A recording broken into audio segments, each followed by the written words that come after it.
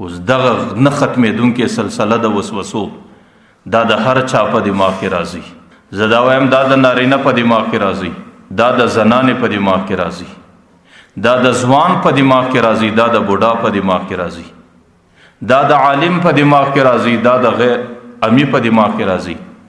او دا د بزرگ په دماغ کې راځي، دا د عام مسلمان په دماغ کې راځي. یو سړی د ګناه د وسوسو سه او د نفس د وسوسو سه او د نفس د ارادو د فکرو سه محفوظ نه دی. خو د دې د حفاظت طریقه صرف یوه ده، هغه دا د جګله د انسان دماغ له خبره راله، وسوسه راله، سوچ راله، فکر راله، د ګناه سوچ دی، د ګناه وسوسه ده، د ګناه فکر دی، پر هغه ځای باندې د دماغ ایستل او جګله د دماغ ووتله نو وسوسه راله برته ووتله، چونکې د انسان غیر اختیاري فیل نو پر دې باندې انسان په ګناه کې مبتلا نه بلل کیږي، نه د الله تعالی د طرفه دی په ګناهونو کې لیکلی شمارل کیږي.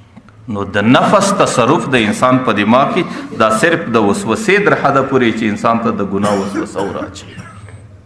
او علماو لیکلي دي نفس عجیب ظالم شی دی، او چې در څو پورې د وسوسې د ده په وسوسه باندې د انسان عمل نه یې کړی در هغې وخته پورې انسان نه پرېږدي. امام غزالی رحمه الله لیکلي دي چې د نفس مثال د یو ماشوم بچی دی. ماشوم بچی چې کله د مور پلار څخه د یو شي طلب وکړي او هغه شی مخ ته ویني چې در څو پورې مور پلار سه هغه شی لاس ته نه رسولی، در هغې وخته پورې ژاړي هم،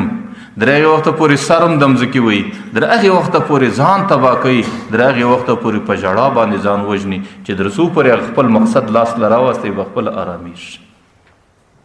نو امام غزالی رحمه الله لیکلي دي چې نفس ظالم دې طرف ته ګناه ویني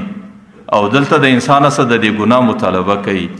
که انسان هر څومره د دماغ څخه دا سوچ وباسي بیا ورله راځي، بیا ورله راځي، بیا ورله راځي چې در څو پورې د نفس ته کامله طریقه باندې جواب نه دی ورکړی، در هغې وخته پورې دا نفس سړی ارام